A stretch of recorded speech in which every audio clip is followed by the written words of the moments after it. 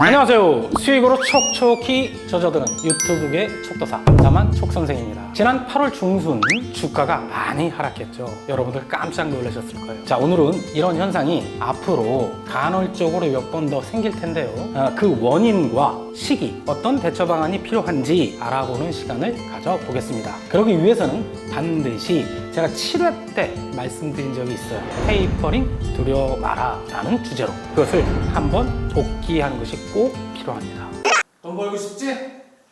너만 알려줄게.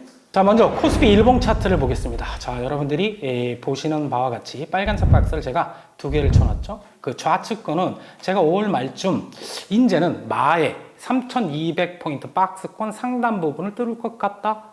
상승 수혜기형이 거의 완성돼 가고 있다라고 말씀드리며 주가의 상승을 예고한 적이 있어요.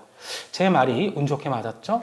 그래서 주가는 3200포인트를 뚫고 3316포인트까지 상승을 합니다. 그 이후 한 달 좀 넘게 기간 조정을 또 보이죠. 그러다가 8월 초서부터 낌새를 좀 보이고 특히 8월 10일서부터 8월 20일 사이에 무려 220포인트가 하락하는 경험을 하게 됩니다. 여러분들 주가가 이러다 폭락하는 거 아니야? 뭐 피크아웃 뭐 이런 얘기 많은데 이거 진짜 오는 거 아니야? 라고 걱정이 많으셨을 것입니다. 자, 이번에는 제가 7회 때 보여드렸던 차트 다시 보여드리겠습니다. 자, 차트 한번 보시죠. 여기 보시면 지금이 아니라 지금서부터 가장 최근 과거 두 번에 걸쳐 일어났던 테이퍼링 1차, 2차 시기를 나타내는 차트가 되겠습니다. 파란색 박스 1, 2차는 테이퍼링이 일어났던 시기예요. 자산 매입 축소가 일어났던 시기라는 것이죠. 그리고 그 1, 2차 파란색 박스 앞에 조그맣게 빨간색 박스 두 개를 쳐놨죠. 그런데 그 박스 친 부분을 보았더니 빨간색 그래프가 하락을 해요. 우리나라 코스피 지수가 되겠습니다. 테이퍼링이 시작하기 전에 주가는 하락하네요. 이게 뭐라 그랬죠? 테이퍼링이 앞으로 있을 것 같다라는 낌새, 시그널을 보내는 시점이라는 것이죠. 제가 말씀드리는데 이번 8월 중순경의 하락이 이런 테이퍼링 시그널 때문에 그렇다라는 것입니다. 자, 앞서 본 코스피 일봉 차트를 다시 보겠습니다. 이런 시그널이 어떤 날 일어났는지 구체적으로 살펴볼까 합니다. 8월 9일이에요. 여러분들 연방준비제도 이사회는 우리나라 한국은행 같은 겁니다. 의장도 있지만 총재라고 해서 위원들도 있어요. 총 12명으로 구성되는데 거기에는 성향이 두 가지로 갈립니다. 하나는 경기에 좀 우호적인 비둘기파, 온건파죠. 그 다음에 경기에 조금은 또 특히 주가에 좀 우호적이지 않는 강경파, 매파라고 합니다. 그렇게 두 부류로 나눠지는데 특히 매파의 발언이 나올 때마다 주가가 화들짝 놀래서 하락을 합니다. 자, 이번에는 8월 9일 제가 말씀드린 날짜는 미국 현지 날짜죠. 우리는 그 다음 날 영향을 받습니다. 8월 9일 보스틱 사람 이름입니다. 연준 총재 중에 한 명이죠. 매파 강경파입니다. 애틀란타 연은 총재가 조속한 테이퍼링이 필요하다. 빨리 착수해라 라는 발언을 하죠. 물론 어떤 기사를 통해서 알 수 있는 것입니다. 8월 12일 날 카플란 매파 강경파입니다. 댈러스 연은 총재도 테이퍼링 당장 10월에 시작해야 한다라고 하는 것이죠. 자, 차트를 볼까요? 제가 빨간색 동그라미를 친 부분을 보면 우리나라 코스피인데 강력한 하락 음봉을 두 번 여러분들 보이는 것을 보이실 수 있습니다. 이게 바로 이런 매파 두 분이 말한 날 그 다음 날 열렸던 우리나라 장의 상황입니다. 그런 영향을 받아서 즉 시그널을 강력히 보냄으로써 테이퍼링, 자산 매입 축소가 일어난다, 해야 된다라는 시그널을 보이면서 이 주가가 하락했고 그게 어떤 연속성, 관성이 붙은 것이죠. 그렇군요. 과거에도 이랬어요. 자, 이랬다가는 자산시장이 혼란을 겪을 것 같다. 때마침 잭슨홀 미팅이 열릴 때였죠. 그래서 그 미국 연준의 대빵 의장인 제롬 파월 의장이 어떤 발언을 했나 보도록 하겠습니다. 그보다 먼저 잭슨홀 미팅이 과연 뭔가를 여러분들이 알고 계셔야 돼. 매년 8월에 열립니다. 1년에 한 번. 자, 누가 주최하느냐? 미국 연방준비제도 이사회.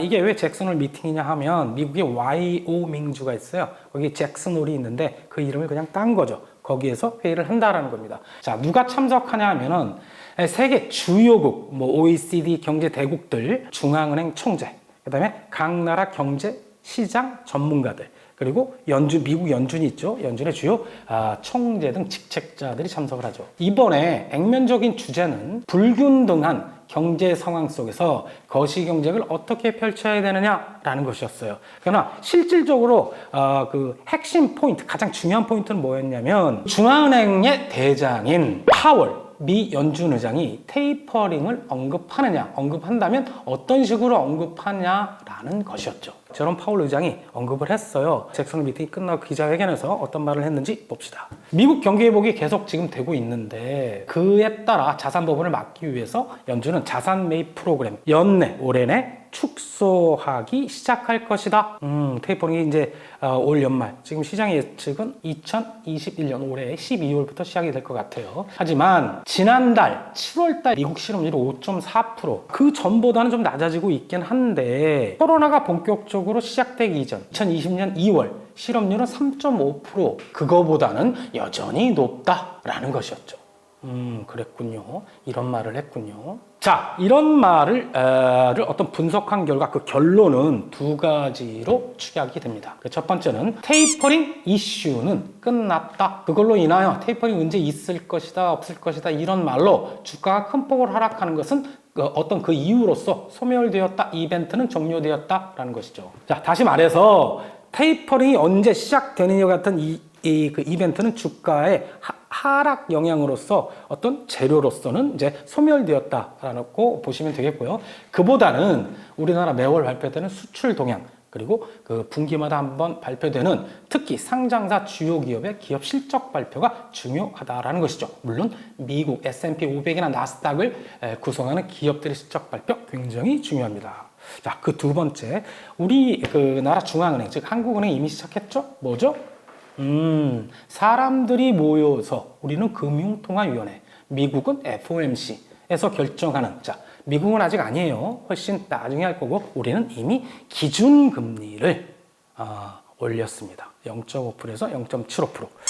자, 앞으로 제일로 중요한 건 뭐냐면 미국의 페드가, 연준이 언제 금리를 인상할 것이냐라는 것입니다. 그게 제일로 앞으로 주가 영향을 미친다라는 것이죠. 자, 인상할 때쯤 되면 어떻게 될까요? 테이퍼링의 시그널을 줄 때 매파가 발언했던 것처럼 그 매파들이 금리 인상 빨리빨리 해라, 지금 당장 해라 등의 어떤 강경한 발언을 하겠죠. 지금 당장은 아니지만 내년 후반부로 갈수록 예의주시해야 됩니다. 자, 그런데 이 파월 의장은 똘똘하죠. 힌트를 줍니다. 작년 실업률 3.5%, 현재는 5.4%. 좋아지긴 했으나 그거에는 훨씬 못 미친다 라고 얘기를 했어요. 금리 인상 시기를 저울질하기 이전에 미국의 실업률, 매월 발표된 실업률에 귀를 기울여야 하겠군요. 자, 아쉽지만 최소한 증시에는 우리나라 증시, 뭐 해외 증시, 미국 증시 마찬가지인데요. 우리나라가, 대한민국이 금리 인상을 하던 실업률이 어떻게 발표하던 별로 관심을 갖고 있지 않아요. 주가 영향을 못 미친다라는 거죠. 자, 여러분, 뭐가 중요하죠? 딱 두 가지. 미국의 실업률과 연준의 금리 인상 시그널. 여러분들 앞으로 기사를 볼 때 특히 미국 쪽의 실업률 발표 그 수치와 3.5%라는 기준이 있죠. 그리고 금리 인상과 관련된 매파적 강경파의 발언들을 여러분들이 꼭 그 주의 깊게 살펴보셔야 합니다. 이런 말이 나올 때마다 주가는 이제 깜짝깜짝 놀란다라는 거예요. 그럴 때마다 이번처럼 주가는 어느 정도 큰 폭으로 하락한다. 10% 내외, 한 8, 9% 이 정도 하락한다 보시면 되겠습니다. 온다고! 초비 와! 오늘의 추천 종목 바로 들어가도록 하겠습니다. KTCS. 그 KT 아시죠? 옛날에 한국통신 KT그룹의 그 계열사가 되겠습니다. 주요 사업은 컨택센터, 114 전화 안내, 그 다음에 휴대폰 유통사업, 이카머스 등 이 네 가지 사업을 주로 영위하고 있습니다. 앞으로 지금보다 돈을 더 많이 벌 것 같은가 보도록 하겠습니다. 어느 정도 이 기업은 안정적 실적을 내는 기업인데 실적이 올해 특히 내년 더 많이 좋아질 것 같아요. 자, 그 낌새를 한번 볼까요? 올해 1분기 영업이익 86억, 전년 동기 대비, 작년 1분기 대비 무려 156% 증가하였고요. 당기순이익은 68억, 무려 231% 증가했습니다. 2분기 실적 발표했는데요. 영업이익은 22% 증가했고 작년 동기 대비 당기순이익 24% 증가했습니다. 회사 굉장히 좋아지고 있네. 6개월이지만. 자, 주요 재무제표, 연간 재무제표 한번 볼까요? 2016년서부터 2020년 작년까지 나왔는데 영업이익 5년 내 최고 수준. 작년은 뭐죠? 코로나가 매우 창궐했던 시기죠. 그거의 영향을 전혀 받지 않았나 보죠? 최고의 영업이익을 구가를 합니다. 자, 당기순이익 또한 5년 내 거의 최고 수준인 113억을 달성을 하죠. 자, 여러분들이 지금 보고 계시는 표는 KTCS가 뭘로 매출을 일으켜 돈을 버느냐라는 주요 제품을 보고 계십니다. 고객 서비스 수익, 이거는 얘가 KT 그 계열사라고 그랬죠. 그래서 KT 고객을 관리하는 이게 컨택 센터가 뭐냐면 고객 센터라고 보면 돼요. 어떤 불만 사항 접수, 뭐 마케팅을 하는. 여러분들 아시죠? 이번에 코로나 창궐의 어떤 진원지가 되게 됐던 고객 센터. KT니까 KTCS한테 맡기겠죠? 별로 중요하지 않다. 이건 따놓은 당상이기 때문에. 그 밑에 컨택 센터 사업 수익이 중요해요. 이것은 KT 이외의 다른 기업의 아웃소싱을 받아내는 것이죠. 그렇군요. 이거 중요하고요. 이거는 근데 공공기관한테도 아웃소싱을 받고요. 그다음에 일반 기업한테도 받아요. 뭐 노동부, 법무부, 중소기업 유통, 스카이라이브, KB, 국민카드 농협 뭐 이런데 받고 있어요. 이거 굉장히 얘가 제가 지금 약간 힌트를 드리면 어떤 앞으로의 매출 및 수익 성장성에 혁혁한 공헌을 할 것 같아요. 유통사업 수익이라는 게 있는데 KT 통신상품 있죠. 휴대폰 뭐 팔고 그 요금제에 의한 통신 제품 팔고 뭐 그런 거고 휴대폰 뭐 케이스 등 액세서리 팔고 뭐 좀 약간 다른데 화장품 총판 도매도 하고 뭐 그런 거예요. 이것은 제가 보기에는 안정적이긴 하죠. KT 거를 다 왜냐면 그 아도를 치니까. 자, 그러나 큰 성장성은 없다고 그래요. 그래서 별로 중요하지는 않고 그보다 중요한 거는 B2B 매출입니다. 뭐 B2C 매출은 좀 적기 때문에 B2B 매출인데 이것은 KTCS가 KT 계열사인데 이 KTCS가 종속회사 하나를 똘똘한 놈을 하나 갖고 있어요. KT 커머스라는 회사죠. 이 KT 커머스의 매출을 뜻하는 게 B2B 매출이다라는 것이죠. 자, 표에서 보듯이 가장 전체 매출 중에 차지하는 비중이 크죠. 이 부분이 매출도 크지만 수익도 많이 내주지만 앞으로의 성장성에 제 1등 공신을 할 것 같다라는 것이죠. 컨택 센터 사업과 더불어. 자, 여기서 이제 제가 앞서 힌트를 드렸죠. 두 개의 분야에 특히 집중을 하셔야 되는데 먼저 컨택 센터 사업부터 보겠습니다. 컨택 센터 사업은 어떤 기업들이 어떤 제품을 팔거나 이럴 때 고객과의 어떤 유대관계, 고객 관리, 마케팅 이런 게 중요하겠죠. 그런 것을 크게 두 가지로 나와 인바운드 영업, 뭐 아웃바운드 영업이라고 하는데 그걸 고객센터, 컨택센터에서 하는 것을 말하는데 인바운드는 고객에게 수신된 문의 전화를 처리하는 것이고 그렇게 간단하게 생각하시고 아웃바운드는 고객이 직접 전화하는 거죠. 이거는 뭘까요? 특히 마케팅, 어떤 그 기업의 제품을 판매하는 것과 관련이 되어 있겠죠. 자, 지금은 요새 이 세상은 이 두 가지를 같이 하는 토탈 아웃소싱이 증가하고 있어요. 그것을 인바운드, 아웃바운드를 다 전문 어떤 집단에게 KTCS 같은 곳에 맡긴다라는 것이죠. 여기서 수익을 많이 벌고 있고 그 다음에 아웃소싱 의뢰업체를 늘려가고 있는데 그것만 가지고는 한계가 있어요. 아마존 아시죠? 아마존. 미국의 아마존과 AICC 인공지능 컨택센터 사업을 지금 준비하고 있어요. 요거 중요하기 때문에 좀 이따 강조해서 말씀드리도록 하겠습니다. 자, 이 컨택 사업이 왜 이렇게 중요할까? 이것은 정확하고 빠른 데이터 싸움이 그 어떤 승부의 요점인데 연령, 다양하죠. 고객은 남성, 여성, 시간대, 계절성 이런 것들을 모두 빅데이터화하여 정확하게 빠르게 분석해야 고객 특성별 그 기업이 팔고 싶은 상품을 적확하게 팔 수 있는 마케팅을 할 수 있죠. 그래야 매출이 늘고 그 기업이 이익을 많이 낼 수 있다라는 거죠. 고객의 불만사항 많죠. 그런 불만사항에 대한 대응도 마찬가지입니다. 이런 컨택 사업은 우리 국내 총 시장 규모는 4조 원 정도 돼요. 근데 그 KT 그 고객센터 누가 운영할 수밖에 없죠? 창의 계열사인 KTCS에게 줄 수밖에 없죠. 그런 직영을 제외하고 일반 기업이 아웃소싱을 줄 수 있는 컨택 센터 시장 규모는 2조 원 정도 되는데 현재 KTCS는 이 시장에서 마켓 쉐어, 즉 시장 점유율 4.5%에 불과해요. 그런데도 아까 규모가 굉장히 컸었죠. 근데 이 부분에서 이 촉선색은 KTCS가 향후 성장 가능성이 굉장히 높다라고 보고 있습니다. 그 이유 알아봐야 되겠죠. 자, 그것은 무엇보다도 어마어마한 미국의 아마존 웹 서비스 AWS와 최근 전략적 협력 계약을 맺습니다. 내용이 뭐냐면 KT도 어떤 이런 통신 및 ICT 업체인데 보다 앞선 AWS의 옴니처럼 이거 다 채널인데 클라우드 컨택 센터 서비스와 연계를 해요. 그래서 다양한 B2B 서비스를 하겠다. 기업이 필요한 컨택 센터 사업을 하겠다.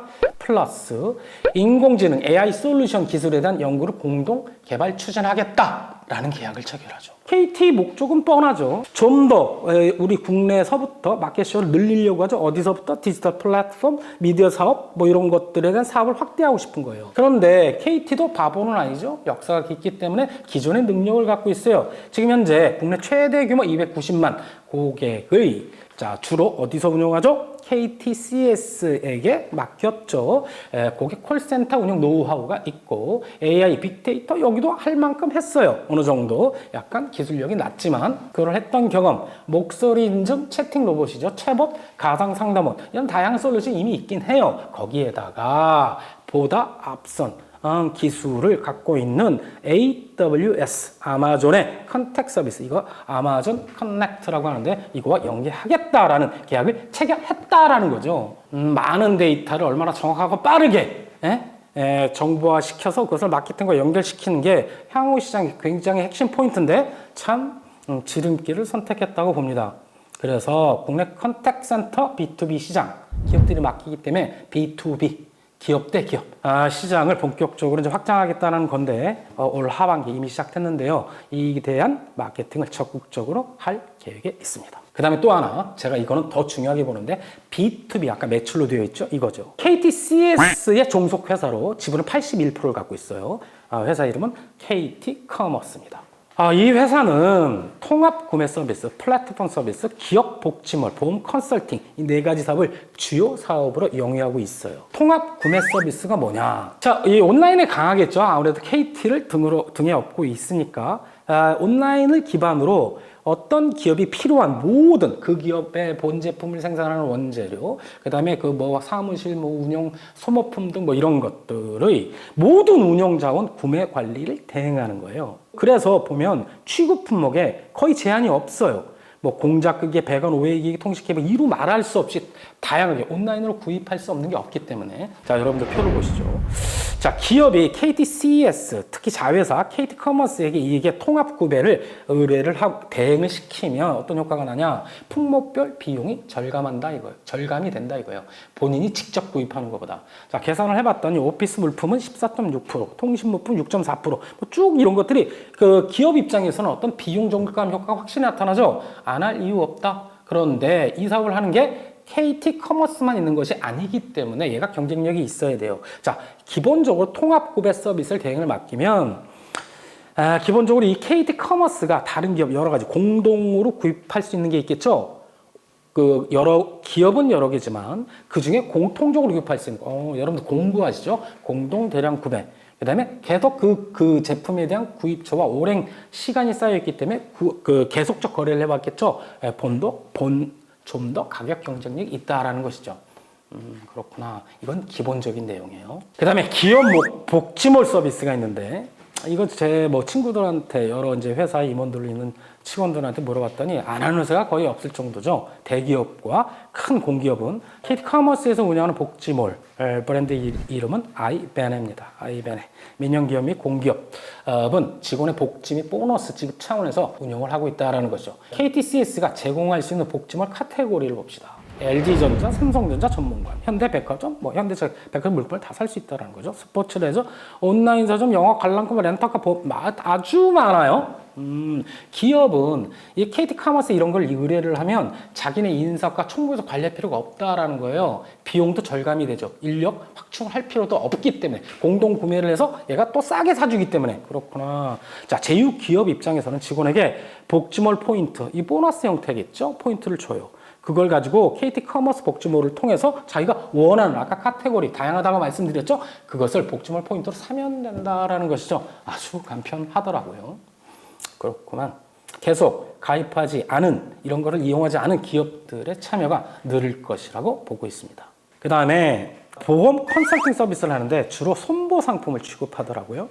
그 임원 배상 책임보험, 종업원, 단체, 상해 의료비 보험, 기업 재산, 기업이 갖고 있는 재산들이 있겠죠. 그게 불이 나거나 어떤 이유로 인해 가지고 자연재해로 인해서 망가지면 보상을 받아야 될 거 아닙니까? 그리고 제3자, 자기 제품 썼는데 누가 다쳤어요. 뭐 이런 배상 책임보험, 그다음에 기본적으로 퇴직연금 등을 주로 취급하는데 여러분들 이거 한번 생각해 봅시다. 그 대한항공이 비행기가 있어요. 비행기가 어떤 사고가 일어났을 때 큰일 나겠죠. 그래서 보험을 들어요. 근데 보험사 입장, 그 보험을 들어준 보험사 입장에서는 이 덩치가 너무 크기 때문에 만약에 사고가 나서 지급해야 할 보험금이 너무 크기 때문에 그것을 해외, 우리나라도 있지만 우리나라 포함 해외에 재보험사가 있어요. 재보험사에 보험을 또 듭니다. 리스크를 해지를 하는 거죠. 그렇구나. 이런 부분에서도 얘네가 그 경험이 그리고 그 거래했던 재보험사가 많기 때문에 역사가 깊기 때문에 보험료율을 합리적으로 컨택할 수가 있다라는 것이죠. KTCS 81%를 갖고 있는 거의 다 갖고 있는 거죠. KT 커머스의 성장 진행형 ING를 보도록 하겠습니다. 자, 올 3월 뉴욕과 NC 백화점을 운영하는 이랜드 리테일. 그 다음에 게임 개발자 알죠? 바람의 전설 넥슨의 통합 구매 대행사로 선정이 됩니다. 올 6월 2달 전이네요. 이 방송 일자를 기준으로 야놀자 아시죠? 야놀자 자회사 야놀자 유통과 숙박 레저 사업 업무 협약 체결. 야놀자가 신규로 모텔 호텔을 오픈을 하거나 기존 모텔 호텔 리모델링이나 숙박 시설에 가구 가전 등을 렌탈 상품을 그다음에 그 이외에 운영 소모품은 공동 구매 대행을 해서 제공을 하겠다라는 것이 이 야놀자 굉장히 대단한데 앞으로 인공지능 스마트 호텔을 구축했을 때 여러분들 광고 텔레비전 광고에서도 보셨죠? 기기가 뭔가를 막 호텔 갔더니 안내를 하죠. 윤여정 씨 스마트 호텔 구축 사업을 야놀자 그룹과 협업을 하기로 계약을 체결합니다. KT는 2019년 이 야놀자의 성장성 보고 200억을 투자를 해줘요. 아주 치사하게 안전한 걸로.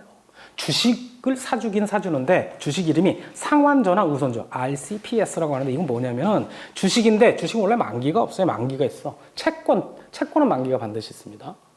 만기를 가지고 있어. 그 만기가 되면 상환을 그냥 요구해도 돼요. 그리고 그렇지 않으면 이 우선주기 때문에 의결권이 없겠죠. 의결권, 즉 보통주로 전환할 수 있는 권리도 있는. 야, 채권주는 금리도 받고 만기 때 자금도 회수할 수 있는 조건, 보통주로 전환할 수 있는 자 발행자 입장에서는 굉장히 최악의 조건이죠. 야, 불과 2년 전입니다. 그 200억 투자를 해줘서 그 환산한 금액이 78,230주였는데 며칠 전 방송일 기준으로 8월 달 그중 일부 78,000주 극히 19,000주 정도를 매각을 해요. 자, 수익률 무려 700% 수익을 나죠. 일부만 팔았죠. 아직 갖고 있죠. 올해 지나 내년으로 갈수록 이 효과, 이 촉선생의 전망 어마어마할 것 같습니다. 그 다음에 올 5월 세컨드 라이프와 업무 협약을 맺죠. 우리나라, 일본과 같이 사회적 그 문제가 하나 있죠. 너무 고령화 속도가 빠르다. 전체 인구 중에 만 65세 이상이 차지하는 비율이 너무 급속히 너무나 빠르게 늘고 있다. 전체 인구 중 65세 인구가 7%, 14%, 20%를 기준으로 하죠. 고령, 초고령화 사회로 구분을 합니다. 우리는 인구 전체적으로 2025년 20%가 넘는 만 65세 인구가 전체 인구 중 초고령화 사회로 진입을 하게 되고 다음 달 9월서부터 부산은 이미 진입을 할 것 같습니다. 이렇게 노인이 많이 늘고 있는데 노인 복지시설의 사업인가 용도비 건축 시공 등 창업서부터 처음서부터 요람에서 무덤까지 실버 케어까지 다 하는 종합 컨설팅 업체예요. 작년 12월 인천 계양구죠. 국내 최대 규모의 노인 복지시설을 론칭을 합니다. 새로 그런 노인 복지시설을 체결하면 대형 가전, 아까 가구 이런 거는 렌탈로 준다고 그랬죠. 그리고 시설 소모품 유생용품을 공급하는 통합 구매 대행 업무 협약을 맺죠. 이 노인 복지시설 하나 있잖아요. 짓는 거 그렇게 쉽지 않습니다. 왜? 인허가가 어려워요. 물론 그 외곽 지역에 설치를 하긴 하지만 땅값도 비싸고 또 인테리어 비용 상당히 많이 들겠죠. 이런 거 다 구매 대행을 해주겠다라는 어떤 업무 협약을 체결하는 거죠. KT는 뭘 또 갖고 있죠? 디지털 헬스케어, 원격 의료 등 뭐 이런 거 있죠. 그다음에 스마트 안심 서비스 이런 게 있어요. 이런 것들이 서로 ICT 기술인데 그 앞서 말한 야놀자도 종합 ICT 이 모텔 호텔만 제휴하는 거 아닙니다. ICT 기술 기업으로 발전하고 있는데요. 이런 것들이 접목돼서 시너지가 매우 많이 기대된다. 수급이 좋아지고 있는지 보도록 하겠습니다. 여러분들 보십시오. 8월 27일 지금 방송일은 8월 30일인데 8월 27일까지 기관은 뭐 사타 팔았다니까 보지 마시고 외국인들은 계속 사네요. 주가가 오르든지 내리든지 오늘 8월 30일도 봤더니 또 샀어요. 외국인의 이런 또 순매수 기조를 믿어볼 일입니다. KTCS는 PER 8.84배, 동종업계 22배가 넘어요. PBR 0.55배, 굉장한 자산가치주죠. 배당률 매년 3.5% 이상을 주는 고배당주이기도 합니다. 순부채 비율 마이너스 68%. 어떤 어려움에서도 흔들림이 없을 것 같습니다. 자, 차트상 사도 될 자리인지 보도록 하겠습니다. 성장 기업이기 때문에 앞으로 이런 것들이 사실은 최근에 다 구축되어 있거든요. 뭐 컨택 사업 관련된 거, 뭐 노인복지시설 관련된 거, 특히 아마존 관련된 거, 뭐 이런 것들. 자, 일봉 차트로 보도록 하겠습니다. 자, 최초로 이제 일봉 차트를 봤죠. 일봉 차트를 봤더니 그 6월과 7월에 쌍봉을 찍고 그 종합 주가 지수보다는 선 먼저 빠졌어요. 이게 약간 쿠팡 영향도 있는데 KT와 관련해서. 그러고서 어땠습니까? 가격 기간적으로는 충분히 거친 다음에 최근 며칠 5일 이동 평균선을 돌려 세우고 있죠. 지금 사면 좋을 것 같습니다. 나라고 다 맞추겠냐? 당연히 다 맞추지. 자, 매수 추천 가격, 중단기, 장기 목표 가격 매번 드리죠. 말씀드리도록 하겠습니다. 지금 그러니까 8월 30일 종가 기준 2,910원인데요. 2,700원대 정도가 오면 분할 매수 하시면 좋을 것 같습니다. 중단기 목표 가격 지난 7월 고점 3,550원. 자, 장기 목표 가격은 올 것 같은데 야놀자와 아마존 효과가 감안된 효과가 드디어 나기 시작하는 시점 바로 앞이 되겠죠. 4,200원 정도. 2015년 고점 부근이 되겠습니다. 이 가격을 드리도록 하겠습니다. 자, 오늘은 노래 없이 이상 삼삼한 촉선생이었습니다. 구독! 좋아요! 촉선생이다. 알람 설정까지